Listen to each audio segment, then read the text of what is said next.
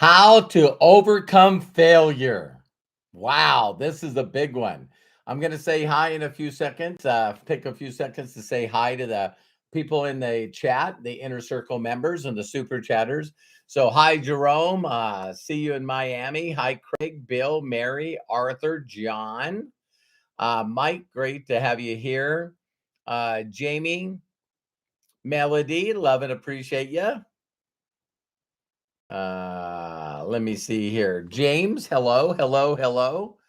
And where must be there? Hi, Bob. Hi, Kai. Hi, Eric. So let's go ahead and get started here. Hello, my name is Robert Hollis. I hope you're having a wonderful and blessed day. And today's title is How to Overcome the Fear of Failure. Now, this one's huge, man. This is really, really huge because it all really is about us thinking about what other people might be thinking about us. Are you guys hearing that? It's like we're overthinking so much that it's not that we're just overthinking, we're thinking and overthinking about what other people are thinking about us. Now, the first thing that I'll share with you, and please don't be offended by this, just listen to it. People don't think about you much. They don't. They have a lot of things going on in their lives.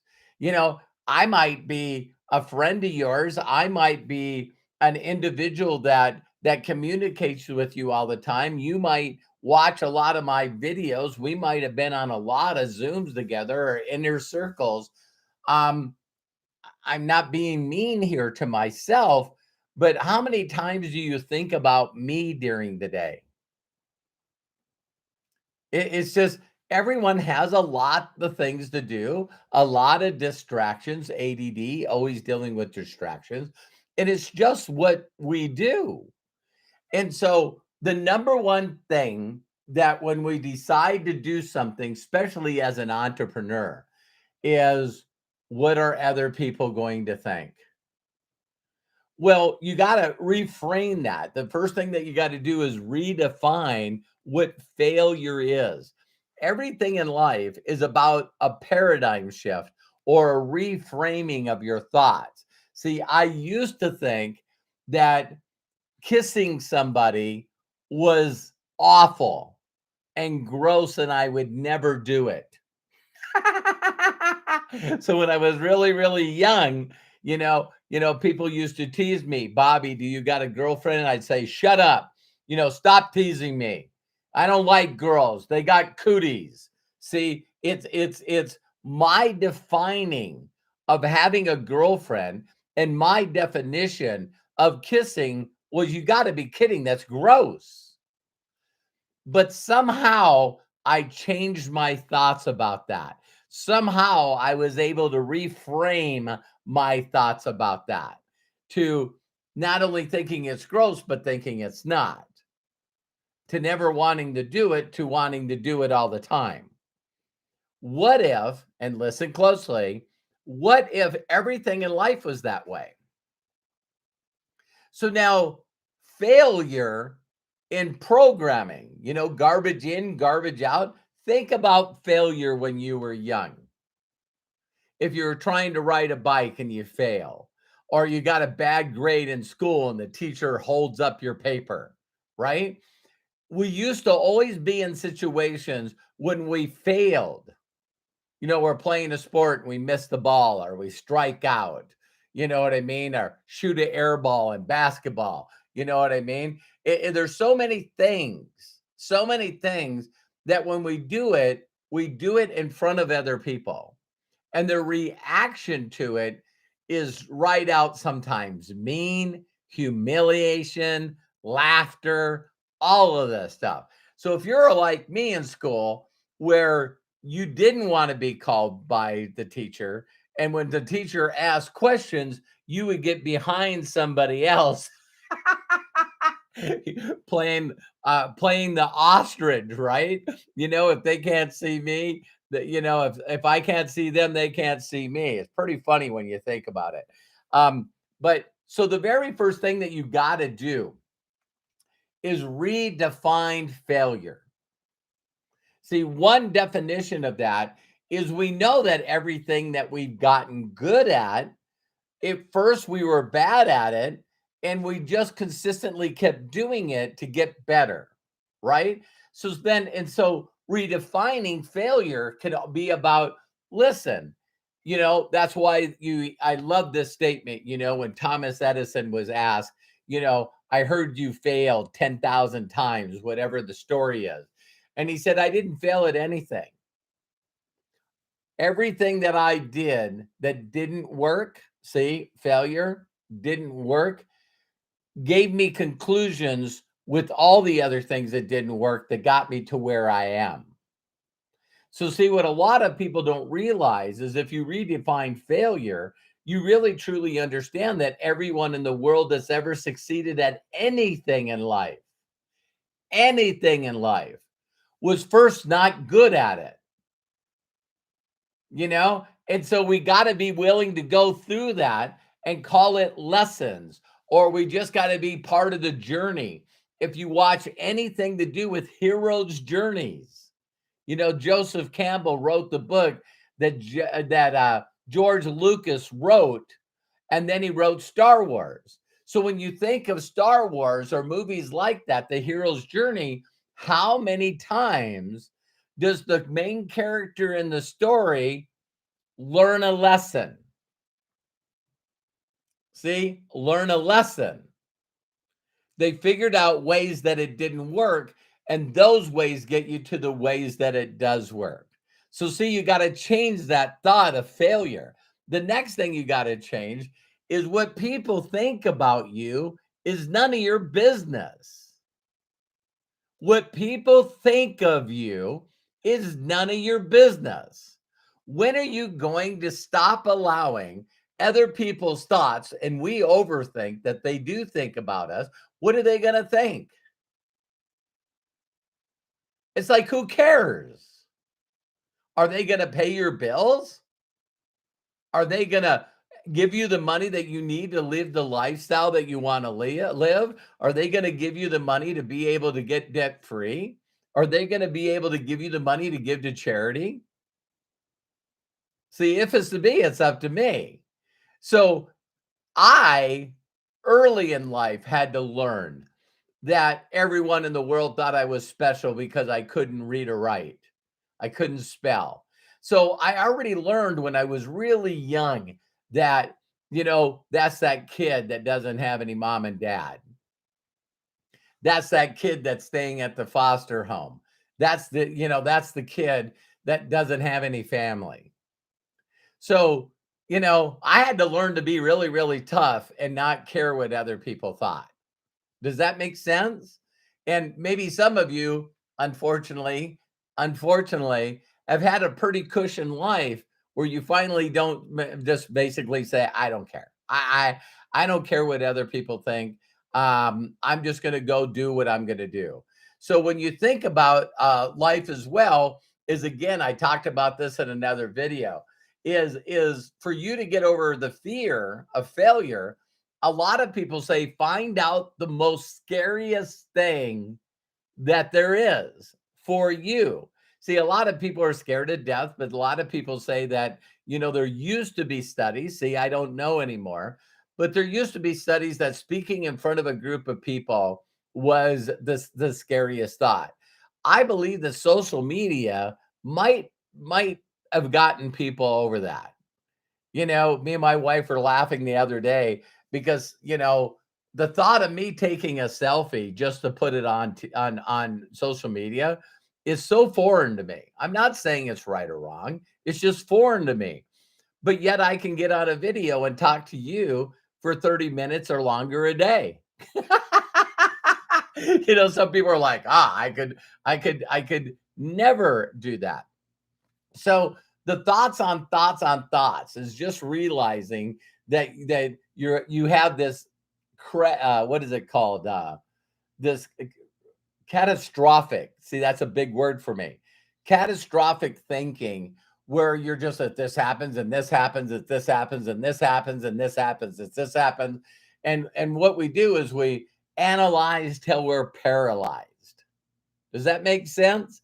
So You want to find out the thing that you're most scared of, and why not just go out and eat an elephant one bite at a time? It looks crazy, it looks big, but just learn to do something simple that can keep getting you closer and closer to your goal. One of the things I tell people all the time is, again, I promote the bejesus out of this book because Og Mandino is the greatest, miracle in the world. Taught me that I could do something at the same time every night before I went to bed. That I did have the power and the concept that I could change the way I thought about something, and it didn't have to take my whole life. It could actually take it could actually take 100 days of just consistently doing something. So when I first got involved in this industry, I had a lot of stinking thinking and bad programming, right? And so I can remember saying this like yesterday. Oh my God, I'm just not a people person. I'm introverted. I'm not a people person. I don't like sales. I don't like salespeople. So if my mentor wasn't able to help me redefine, to help me reframe what I was doing for people, I could have never done this. So you got to find ways to reframe the way that you're thinking. So when my mentor shared with me, he goes, Robert, why did you come down here again? I said, well, Sean said that you make 62 grand. And he goes, I showed you the check, didn't I? And I went, yeah. So now you know that I really make that money. I go, I know you do. So please do not tell me from your thinking what you think I do to make the money. Isn't that, don't you guys know a lot of know-it-alls, right? So you reach out there, and even today I did a Zoom for a company in Trinidad, and she, we were just getting down to finishing the thing, and she says, "Is this like one of those, companies? What am I trying to say? Pyramid, kind of companies." And I said, listen, a lot of people might look at who we are and say, wow, that looks like one of those pyramid companies, but I need to tell you that we're more like Amazon. The biggest reason is people can get in for free and they actually can earn an income by next Thursday. And she went, oh, okay. See, and it was neat because the other people that were on there, Brian and Anil, Ram Treater, out of Trinidad, they said, wow, I like the way that you handled that. Well, that's 37 years of being asked the same question, right? Because her perception or her description of a pyramid could be exactly what we are. See, sometimes I've said to people, well, what's an illegal pyramid? Well, it's when you get involved with something and you got to pay money. And then you got to get other people into the company and they got to pay money. And that's how people make money. See, yeah, we're like that. So in reframing, my mentor said to me, Robert, listen, you came down here because you wanted to show people how to earn income, an above average income where they can have freedom, lifestyle. Oh, yeah. And of course, Mike, overthinking. It's like, well, isn't this about water filters? No, that's part of the vehicle. Like tires on a car. Most vehicles have to have tires. Oh, okay. So another concept I want to do is just, again, the way that you visualize success, your definition of what failure is, but more important, what your definition of success is. Because again, if you're looking forward to something and you get yourself excited and emotional about moving forward to your new lifestyle that you're going to have, then that helps you get through the fear. because fear, FEAR, is false emotions appearing real or false education appearing real. So in people's minds, oh my God, I'm going to go try to sell someone something and then they're going to reject me. And then they're going to tell me they can get it cheaper at Amazon or through some other company. And they might accuse me of making money off them. What is going on here? So again, you want to change your perception, your paradigm, and reframe what you're doing. I went on AI like I do a lot. So to finish up, I just wanted action over interaction in action. We all know that. It's like the little things that we do every day where someone says, "Hey, you want to play darts?" And a majority of people would go, "No, thank you. No, I'm all right. I'm fine." It does take a little bit of coaxing, saying, "Listen, we're just having fun. We're not taking this serious. Just grab a dart and throw." And people that don't like doing things, that if you make it comfortable for them and explain it in small details, as simple as this business is, then they can say, "Wow, all right, let's give it a go. Let's go into a little action here and see what happens." That's why it's so important to be a sponsor instead of a recruiter. So you want to help them enroll their first affiliates, and you want to help them get their first payday. Now, a lot of you are going, well, first I got to learn how to get a payday. Yeah, you absolutely do. It is smart to learn how to get a payday before you help other people get a payday. Um, I get out of comparison. Oh my God. Comparitis. This constant thought in our mind that other people are doing it quicker and faster than we are. So for that reason, we're a failure. Again, you got to redefine failure, right? In my opinion, honestly, I was taught this. If I consistently make steps each and every day toward an outcome that I know I want for me and my family in the future, just not quitting, just not quitting gets rid of the failure for me, right? So when we have these fear that, what could happen what could happen what could happen if you're going to play the if game, what happens if it does work? What if you do find people that want to make six figures or more a year? What if people love the products? What if people love the concept of my daily choice? Say again, is people going down one lane and not going down the other? Practice self-compassion. Oh my God. When I seen this, you guys already know that I've been on a tangent in the last few weeks about you need to stop being a freaking bully, right? You got to stop being a bully to yourself. Cut yourself some freaking slack. What's that phrase? Rome wasn't built in a day. It's like you got to give yourself not only lack of comparitis, this is your journey, your DNA. There's no one like you, but stop comparing yourself to other people.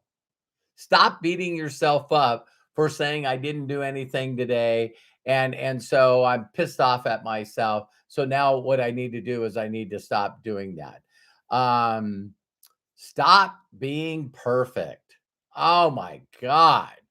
That, I used to struggle with this. That, I needed it to be perfect and I needed to know everything before I moved forward on something. Yeah, I started beating myself up. So believe it or not, I stopped being perfect because I just needed to get something done so that next time I could do it better. So next time I could do it better, gooder and gooder, that 1% over a full year. Really, really, really important. Seek mentorship. Oh my God. Again, I love going to Chat GPT, putting in artificial intelligence. It says talking to someone who has already been through similar challenges and guidance can offer guidance and reassurance. They can share with you their experience, provide advice, and perhaps importantly, remind you that failure is common and always will be overcome.